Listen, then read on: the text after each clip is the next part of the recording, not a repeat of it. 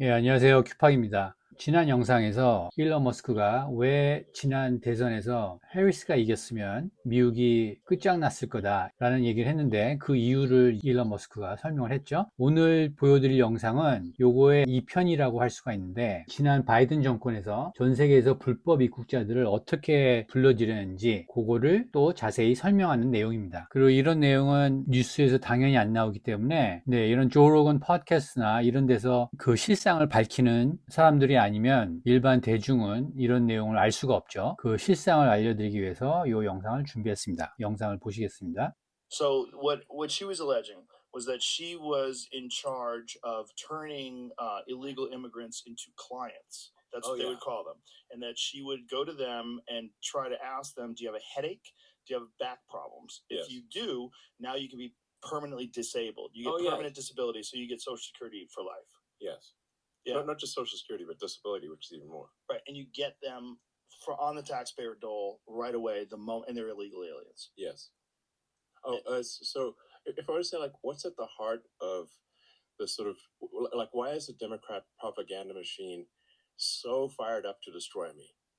That's the main reason. The main reason is that uh, um, entitlements fraud. That includes like Social Security, disability, Medicaid. Entitlements fraud for illegal aliens is what is serving as a gigantic magnetic force to pull people in from all around the world and keep them here.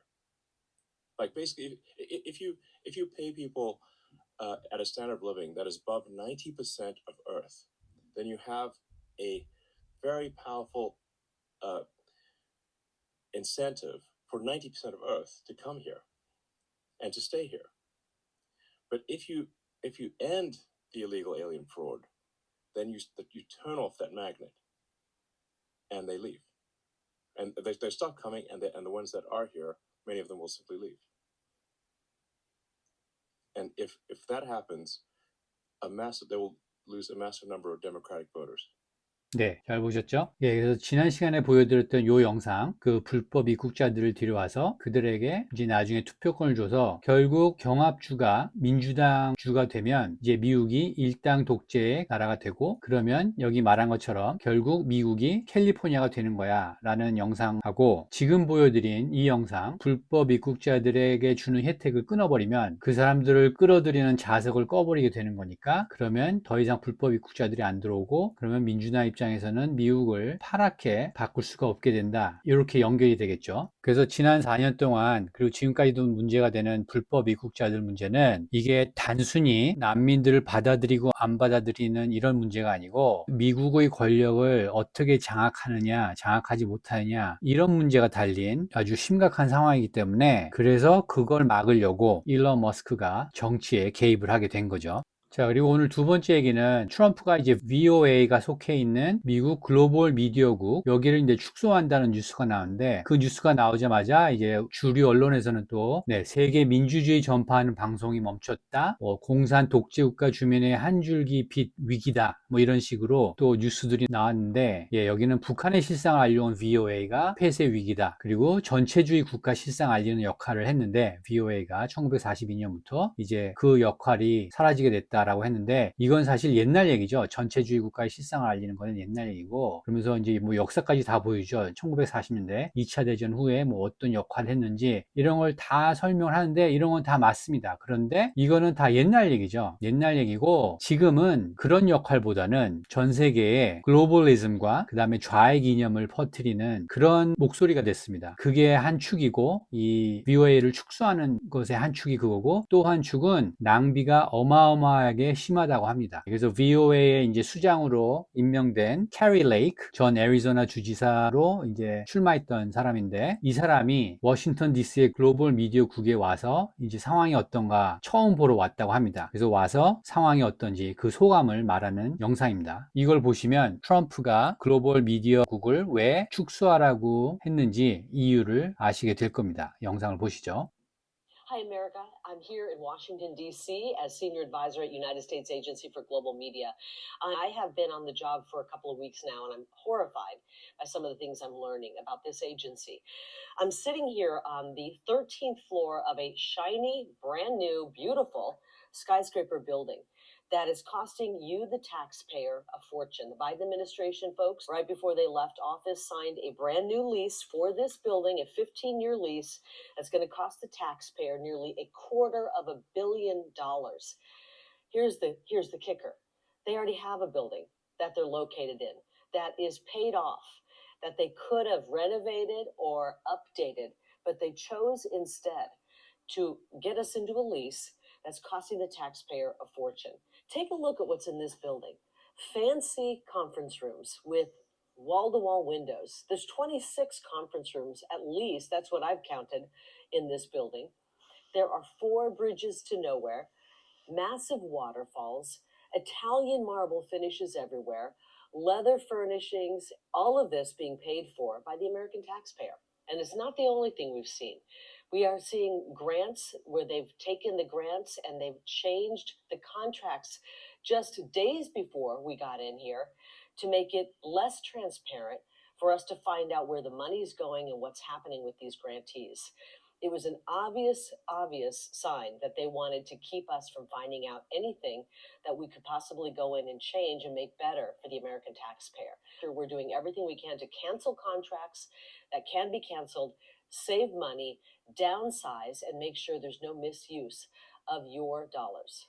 예, 이제 트럼프 행정부가 이 글로벌 미디어국을 왜 축소하려고 하는지 아시겠죠? 자, 그 다음에 오늘은 또 트럼프가 연방교육부를 해체하라는 행정명령에 서명을 했는데, 이제 이런 뉴스가 나오니까 또 취약 학생 보호 후퇴 우려, 그러면서 교육 문제 논의에는 빠져, 뭐 이런 지적들이 나오면서 이제 미국 교육을 망칠 거다라는 그런 언론 보도들이 또 이렇게 나옵니다. 그런데 이것 역시 왜 교육부를 없애려고 하는지 그 이유를 트럼프 비서실의 부비서실장이죠. 스티븐 밀러가 팍스 뉴스에 나와서 설명하는 장면입니다. 이거를 들어보시면 왜 교육부를 해체하려고 하는지 이유를 아실 수 있고, 이게 사실 카터 대통령이 79년에 만든 거죠. 제가 제 커뮤니티 포스트에도 올렸는데 79년에 이제 카터가 교육부를 설치하고 벌써 레이건 때부터 이 교육부를 없애려고 했습니다. 레이건도 수차례 교육부가 미국 교육에 도움이 안 된다고 벌써 82년 이때부터 교육부는 없애야 된다는 얘기가 나오는데 계속 건드리지를 못한 거죠. 미국 역시 그 교사 노조가 워낙 강하기 때문에 아무도 건드릴 수 없었던 겁니다. 그러다가 이제 트럼프가 처음으로 칼을 댄 거죠. 자, 그러면 그 이유가 뭔지 스티븐 밀러의 얘기를 들어보시겠습니다. The Department of Education here in Washington, D.C. is overwhelmingly staffed by radical left Marxist bureaucrats who are in every way hostile to Western civilization, hostile to American interests, and hostile to our founding documents and culture. And so they are using their position and influence inside the Department of Education to try to force agendas like radical gender ideology, like critical race theory, like diversity, equity, and inclusion, and all kinds of anti-America curricula and policies on the American people, on our students, on our children. So it's taking away from parents the ability to control and direct the education of their own kids, of their own families. So what we're going to do under President Trump's leadership and direction is to return that authority to the greatest extent possible to the local level where parents can control outcomes, while at the same time making sure that no federal funds are used to support racism, to support gender ideology, or support other ideas and principles that are offensive to the American taxpayer.